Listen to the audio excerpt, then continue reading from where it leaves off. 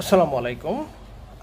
আমি যে বই পড়ে আসলে ইংলিশটা ফুললি কাভার করছি সেই বই থেকে কথা বলছি। আসলে এটা আমি বেশ 2 বছর যাবৎ পড়েছি, তারপরে নতুন আরও 2টা এডিশন নিয়েছি। কিন্তু দেখা যাচ্ছে যে আসলে এখান থেকে কোশ্চেনগুলো বারবার রিপিট হয়, ব্যাখ্যাগুলো থেকে রিপিট হয়। সো প্রথমটা দেখেন, এখানে আছে হচ্ছে reading is an excellent habit. এবার 47 বিসিএসও এই কোশ্চেনটা রিপিট, এই টাইপের কোশ্চেন রিপিট হয়েছে আর কি। একটা জিরান্ট আসছে, একটা পার্টিসিপল আসছে। সো আমরা এই কোশ্চেনটা এখানে দেখতে পাচ্ছি 38 বিসিএস এসছে, পল্লী স্থানীয় সরকার পল্লী উন্নয়ন সমবায় মন্ত্রণালয় এসছে, আরও অনেক জায়গায় এসছে। এখানে যে প্রকাশনী এরা 2-3টা অ্যাড করে আর কি, তারপরে আরও অ্যাড করে পরবর্তীতে। তো আমরা প্রথমেই বুঝতে পারতেছি যে আসলে একটা সেন্টেন্সের সাবজেক্টেই নাউন ধরে স্টার্ট হয়, আবার একটা সেন্টেন্সের অবজেক্টও নাউন ধরে শেষ হয় নর্মালি।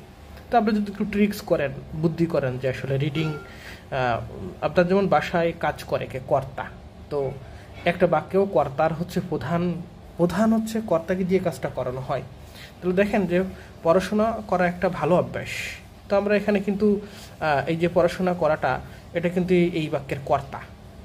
তো কর্তাকে যদি আপনি মডিফাই করতে চান তাহলে অবশ্যই সে জিরান্ট হয় এবং সে নাউনের মতো কাজ করে। আর এখানে একটা ব্যাখ্যা আছে, দেখেন ভার্বের সাথে আইএনজি যুক্ত হয়, তা বাক্যে নাউনের মতো কাজ করে, তখন তাকে জিরান্ট বলে। আন্ডারলাইন অর্থ হচ্ছে একটা জিরান্ট। ঠিক আছে, তো আপনি চাইলে আরও একটা পদ্ধতিতে অবলম্বন করতে পারেন যে এই বাক্যের কাজ যদি শেষ হয়ে যায়, বিভিন্ন পদ্ধতি অবলম্বন করতে পারেন। ঠিক আছে, এর পরবর্তী দেখেন। সো প্রথম অবস্থায় আপনি যদি এই কোশ্চেন না পারেন তখন এরকম করে, বা ইম্পর্টেন্ট যদি মনে হয় এরকম করে মার্কিং করে রাখতে পারেন, সাথে হচ্ছে এরকম দাগ দিয়ে রাখতে পারেন এরকম করে। তারপর একটা দেখেন 8 নম্বর প্রশ্নটা দেখেন, 38 বিসিএস আসছে। বলতেছে যে এটা আসলে ভার্বের চ্যাপ্টার।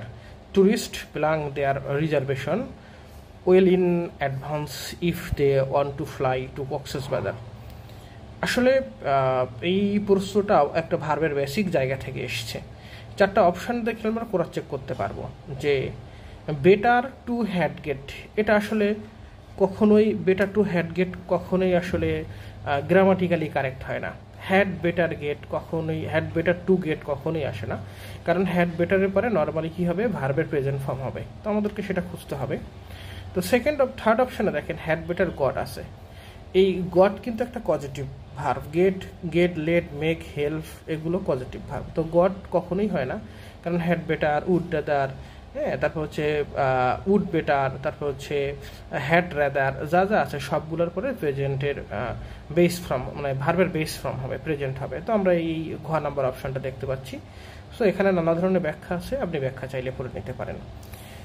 পরের অপশনটা দেখেন, 9 নাম্বারটা দেখেন। 9 নাম্বার কোশ্চেনটা কি বলতে চাচ্ছে তারা, আমি একটু সাইজ করে নিই। 9 নাম্বারে বলতেছে যে retired officer lives the next door. এগুলো আমার অনেক আগের পড়া। হ্যাঁ, সো পার্টিসিপল আসলে 2 প্রকার না 3 প্রকার। একটা হচ্ছে প্রেজেন্ট পার্টিসিপল, আর একটা হচ্ছে পাস্ট পার্টিসিপল, আর একটা হচ্ছে পারফেক্ট পার্টিসিপল।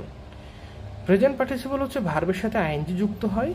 পাস্ট পার্টিসিপল হচ্ছে ভার্বের শেষে যেটাকে আমরা ভিতরি ফর্ম বলি, সেটা হচ্ছে পাস্ট পার্টিসিপল।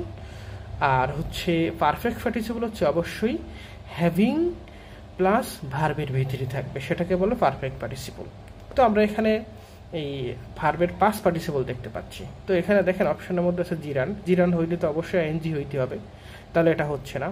অ্যাডভার্ব কখন হবে, যখন আরেকটা ভার্ব দ্বারা মডিফাই করবে। তো আবার কখন, কোথায়, কিভাবে, কেন দ্বারা প্রশ্ন করলেও যদি অ্যাডভার্বের উত্তর পাওয়া যায় তাহলে সেটা অ্যাডভার্ব হয়।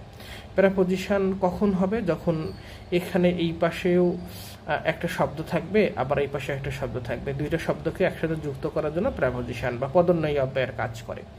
আর এখানে পার্টিসিপলের কাজ করতেছে ডাইরেক্ট, আমরা দেখতেই পাচ্ছি। ঠিক আছে, তাহলে আমরা এখানে ডাইরেক্ট 4টা অপশন ব্যাখ্যা করলাম যে অ্যাকচুয়ালি এটা হচ্ছে একটা পার্টিসিপল। আসলে ভিডিওটা লং করতে যাচ্ছি না, 3টা কোশ্চেনে ব্যাখ্যা দিলাম। আপনারা আবার এই পেজটাকে ফলো দিয়ে রাখবেন। আমি ইনশাল্লাহ পরবর্তীতে এরকম সুন্দর সুন্দর ভিডিও আপনাদেরকে উপহার দিব। সবাই ভালো থাকবেন। আসসালামু আলাইকুম।